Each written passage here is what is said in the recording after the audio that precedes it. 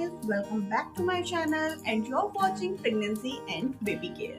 आज के इस वीडियो में मैं आपके साथ शेयर कर रही हूँ कि जब बच्चे छोटे छोटे होते हैं तो हम उनको मेडिसिन किस तरह से दे सकते हैं। छोटे बच्चों को मेडिसिन देने का एक बहुत ही सही तरीका आप लोगों को पता होना बहुत जरूरी है, क्योंकि बहुत बार कुछ लोग मिस्टेक करते हैं कि सेम ड्रॉपर से ही बच्चों को मेडिसिन देते रहते हैं, जिसकी वजह से वहाँ पर रिएक्शन होने के चांसेस बढ़ जाते हैं। तो ये मिस्टेक आप लोग ना करें, इसके लिए छोटा सा वीडियो मैंने बनाया है, वीडियो को एंड तक जरूर देखिए। अगर आपको ये वीडियो हेल्पफुल लगता है तो इस वीडियो को लाइक जरूर कीजिए, चैनल को सब्सक्राइब कर लीजिए और बताइएगा जरूर कि कहीं आप भी तो ये मिस्टेक नहीं कर रहे थे। ये स्टार्ट करते हैं आज का वीडियो, लेट्स गेट स्टार्टेड।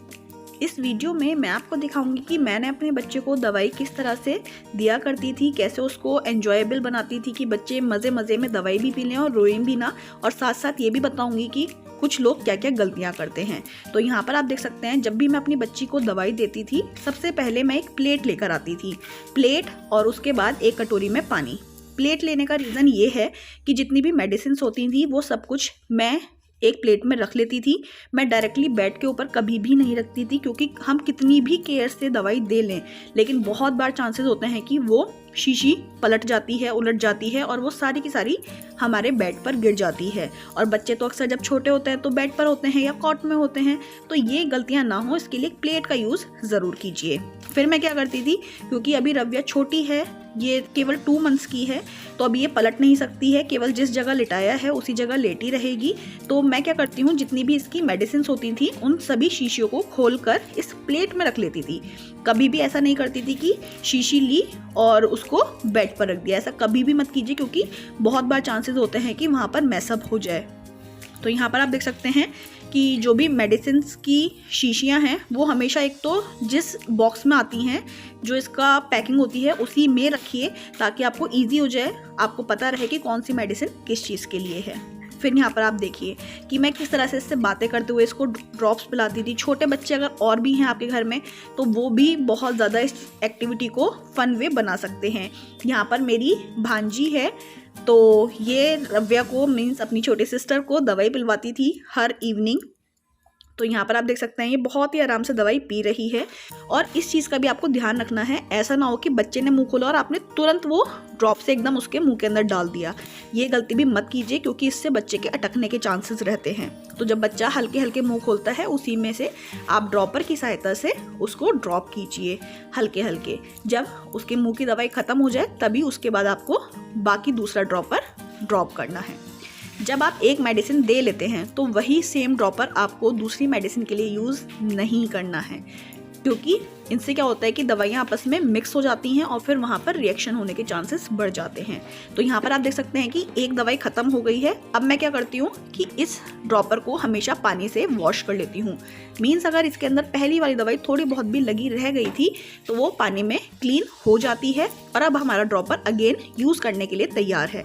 वैसे तो बच्चों की जितनी भी मेडिसिन निकलती हैं सभी में ये ड्रॉपर्स निकलते हैं। कुछ लोग क्या करते हैं, ये ऊपर का कैप हटाकर ड्रॉपर ही उस कैप की जगह लगा देते हैं, लेकिन उसको मैंने देखा है कि कई बार बहुत गंदा सा हो जाता है, चिपचिपा हो जाता है। तो मैं तो ऐसा नहीं करती हूँ, बाकी आपकी अपनी चॉइस है। तो यहाँ पर अब मैंने दूसरी दवाई ली है और वो मैं रव्या को पिला रही हूँ। तो इस तरह से आप यहाँ पर 2 चीज़ें आपने अभी तक सीखी कि सबसे पहली चीज़ कि डायरेक्टली बेड के ऊपर मत रखिए। दूसरी चीज़, जैसे ही आपकी एक दवाई फिनिश हो उसको तुरंत क्लीन कीजिए, तब दूसरी दवाई में उस ड्रॉपर को डालिए। थर्ड थिंग कि जब बच्चे छोटे होते हैं ना तो उनको सर्दी जुकाम या फिर थोड़ा सा नोज़ में और थोड़ी सी हड़कल सी हो जाती है, तो ये नेज़ल ड्रॉप दी जाती है। तो मेरे पास यहाँ पर 3 ड्रॉप्स थी इसको पिलाने की, जिसमें से मैंने अभी केवल 2 ही पिलाई हैं और 3rd नंबर पर मैं ये नेज़ल ड्रॉप डालती थी।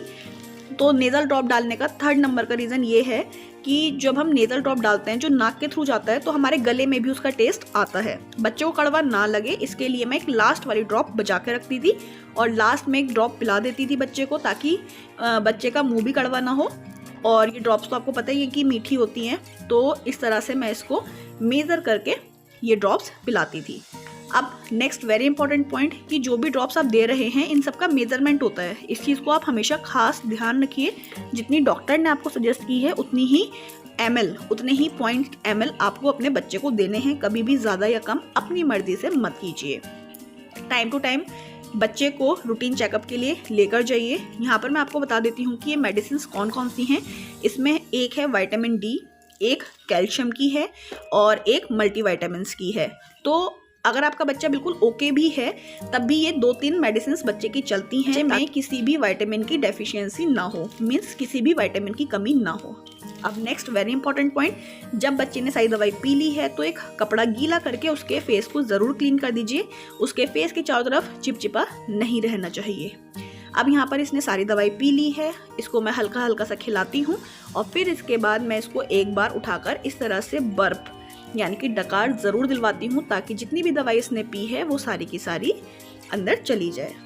अच्छा, अब एक क्वेश्चन न्यू मॉम के माइंड में और आता है कि क्या हम दूध पिलाने के डायरेक्ट बाद बच्चे को मेडिसिन दे सकते हैं?